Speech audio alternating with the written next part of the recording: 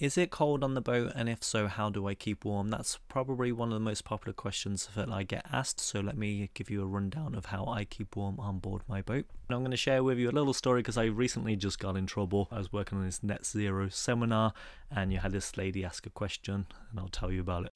For those who are new, the boat is, as you know, Sun Odyssey 40, based in the UK. It's the free cabin version, and I do have a sailboat tour which I'll pin at the end of this video. Yes, they can be cold on board, that's for sure. Now, the way I handle it is I do in different stages. So kind of stage 1 is my dressing gown. To be fair, I pretty much live in this thing whether I'm at home, on the boat or in hotels, and it doubles up as a laptop case as well, so when I've got it in a suitcase. The next step is this super fashionable garment called a Snoody. So it's basically a blanket with sleeves, and it's the first time I've actually seen myself wear this ridiculous thing. But I picked it up, I think it was from Tesco, it was just on offer. The girl on the front looked really comfortable in there, and I thought, yeah, I'll do it. But it's got little arms on it, it's like a blanket, and then it's got a little space for your feet. I'm actually going to buy a couple more for my folks as they've just had their heating allowance cut, so I just want them to be nice and warm and toasty like I am on the boat. Humidity really does play a big part on board. If there's a lot of moisture in the air, you really feel like kind of cold and damp. So I've went out and brought a dehumidifier, and it has been very good. Now, I've been using it kind of on and off over a few years, but this is the first year that I've really been keeping it on and keeping going, and it's really sucked out a lot of moisture. So I've been on board now for about 5 hours.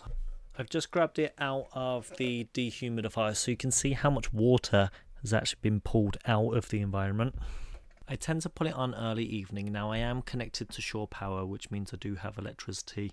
I did plug it into the inverter, and it runs around 200 watts just to give it a quick test. Where I place it is just in the doorway of the V berth and the main salon area, which is connected to the galley. So when I'm cooking, a lot of steam comes off, and I do have a little fan that circulates there.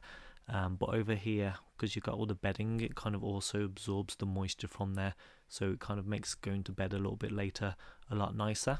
Which reminds me, I do have an electric blanket, and I do use it quite often. I tend to put it on an hour before I go to bed, and again, that kind of helps dry up the sheets, makes it nice and comfortable getting into bed. While cooking, I do keep the companionway hatch open so the steam can escape and air can help circulate throughout the boat. And sometimes I do open up the V berth a little bit too.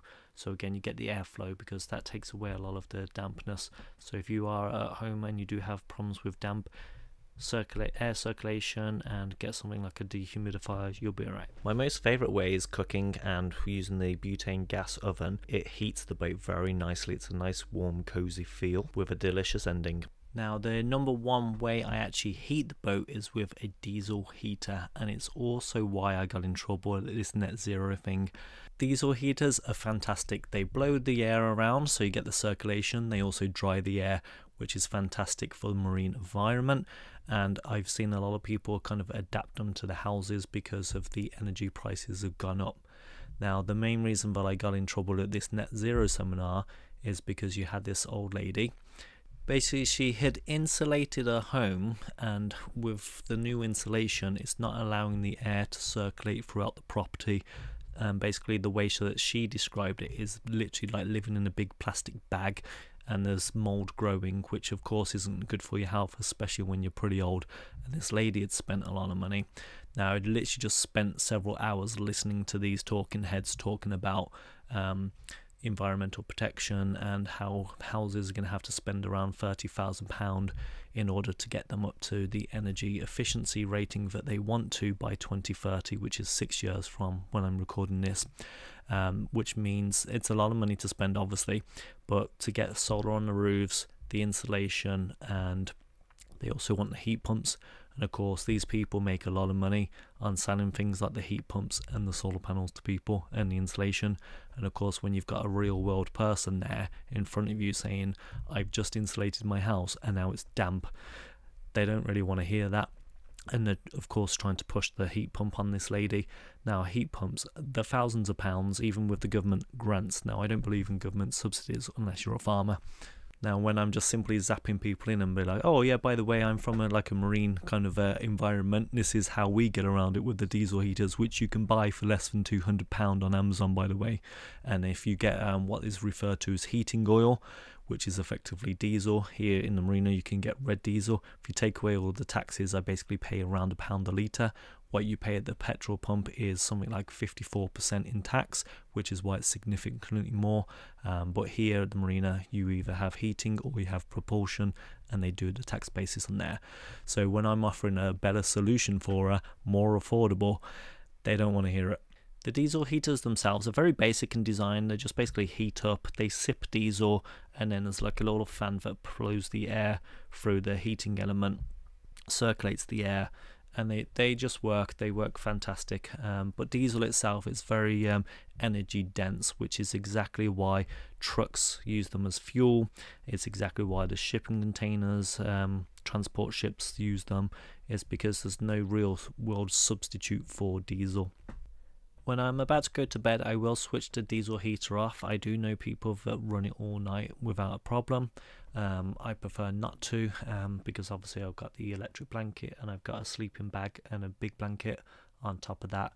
But I also have in the V-berth like an oil-filled radiator, and in the bathroom, or the head, toilet, whichever you want to call it, I have installed a tube heater, and that's because I don't have any diesel outlets in there, and it would be quite tricky to actually install them in there. I have a fan heater, and once again that does use a lot of electricity, but it does circulate the air, which is good, and then it's instant heat as well, whereas the oil radiator, it takes a little while, and unless you're really close to it you don't really kind of notice it, whereas with the fan heater you do. When it's actually winter, I will use the fan heater quite a bit, and I will kind of move it around the boat, so I tend to have it on a little bit of an extension lead, and then move it around. So for example, if I'm going to go and use the cubicle of shame, I'll give it like a 10-second blaster in there and it heat up the room, because if you understand, if you know, I've slept overnight with effectively no heating on, first thing in the morning, you know, when it's say sub-zero temperatures outside, I mean even the window frames get ice on them sometimes, and we've also had the pipes outside freeze, which basically meant no water, so I had to buy a jerry can in order to fill the water up.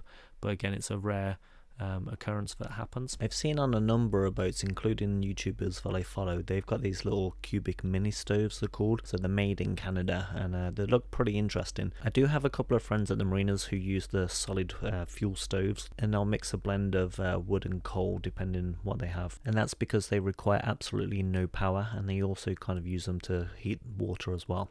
I'm going to wrap it up because it took me 8 hours to drive here today from Newcastle, so fun times. But yeah, thanks for watching, thanks for being fans, and I'll see you on the next one. As always, just feel free to ask any questions, leave your comments, questions and feedback, and let me know.